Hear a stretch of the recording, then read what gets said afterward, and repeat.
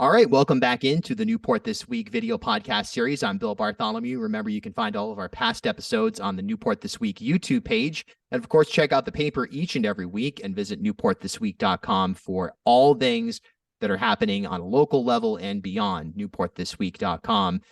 We are talking about something that is fundamental to our culture here in Newport and Newport County, and quite frankly, as a whole on a statewide basis, and that's our historical culture, our historical tourism, and no more is that reflected than in our burial grounds. You get into Newport, one of the first things you'll see, likely, depending on how you enter, is God's Little Acre and that entire burial ground that's right there when you get off the bridge and head into downtown. So joining us is Lew Keen, who I guess the easiest thing to do is for you to set up exactly who you are and what your role is in all of this. Thank you. I am the chair of the Newport Historic Cemetery Advisory Commission. I'm also a state representative to the State Cemetery Commission from Newport County. Amazing. So there's a lot going on. There's actually been some events that have already taken place. Of course, most of the events take place at locations that anyone could visit on their own, but take us through some of the upcoming specific events, including those that require reservations. Many of them do require reservations, and there's usually information to make those reservations online or in Newport Week. Events are all free and really quite a variety. For instance, every Saturday, Trinity Churchyard has what you need to do is to sign up to their website. Coming up in the near future will be in May, we're doing tours at Highland Cemetery, followed by an house at the Belmont. There's a lot of exciting work going on there. There's, for the first time, a tour out at Fort Adams. A gentleman's leading tour of the musicians who served at Fort Adams, buried on. Happened, which is quite interesting, is that over the years, as the event has grown, new voices are now participating in it.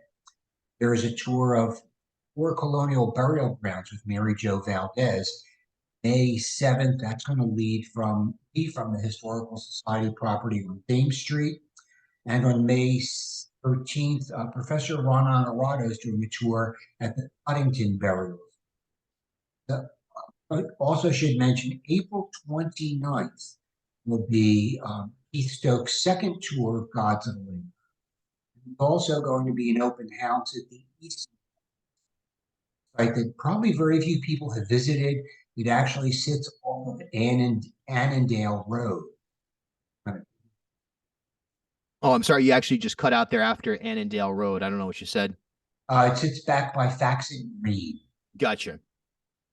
So when we talk about historic culture and historic sites and tours, all of this world that you kind of live in, as a role to drive the economy, as a role to drive interest, year-round interest in Newport. Talk about some of the things that you do to try to elevate that position for the city in terms of being a national player in that space.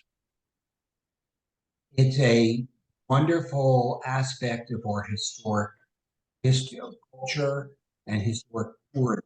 Brings people to the city. You mentioned a few times Gods and Laker. That's a national treasure.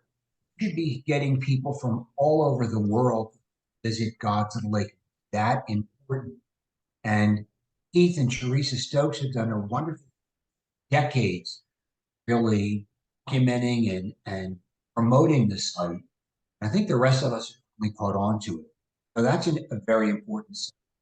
Also, we have the oldest existing Jewish burial ground in the country. And the many thousands of people who visit Toro Synagogue each year are very interested in also peering through the gate around that site. It was written about by Emma Lazarus, who wrote the words on Statue of Liberty, as well as Henry Wadsworth Longfellow. It's very well been promoted, very much a part of our history. It's really it's definitely an amazing aspect of our culture. There's really no question about it. One other thing that I wonder as we start to move into well, I guess that's not really the right way to put it, but we've been moving along rapidly. Time doesn't stop. Preserving and maintaining these types of spaces and making sure that in 50, 100, 500 years even, that these spaces remain uh, in a condition that is up to standard. Who does that? Who's responsible for that?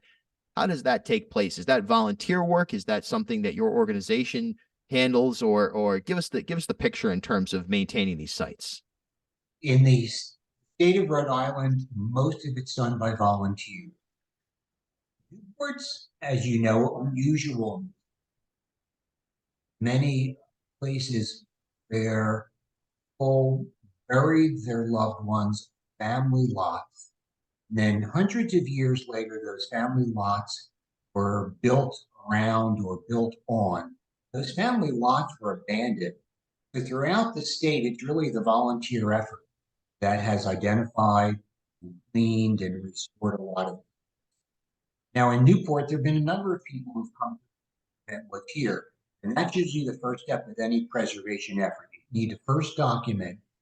We've been fortunate in that over the years, Ezra Stiles wrote about this, and then other people in the 1990s, a group from the Rhode Island Genealogical Society documented every colonial burial site we have in the city of Newport.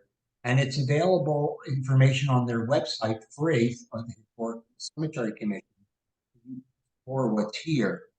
But in the city, it's also been really the volunteers that have kept things going.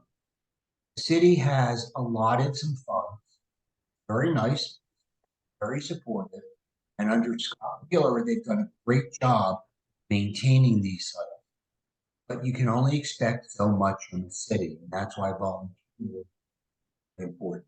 Absolutely. There's also been really a history of developing on top of historic sites. Now, some of these have been detected after development has taken place. In some cases, you can make an argument that there's been decision making that's gone into, a cost benefit analysis, if you will, of an historic site.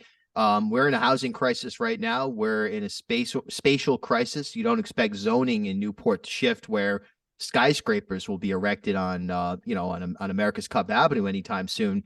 So there's going to be this eventual push and pull in terms of development where we just need more space. And someone might make an argument that, hey, we've got enough burial grounds. We can start chipping away at that space and either build on top of known or potential burial grounds.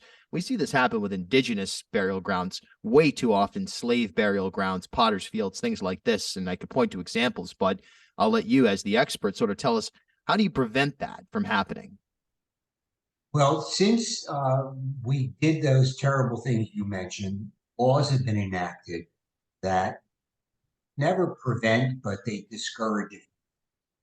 And Newport has been at the forefront of historic preservation, and I believe would probably stand tall against the development of this burial site.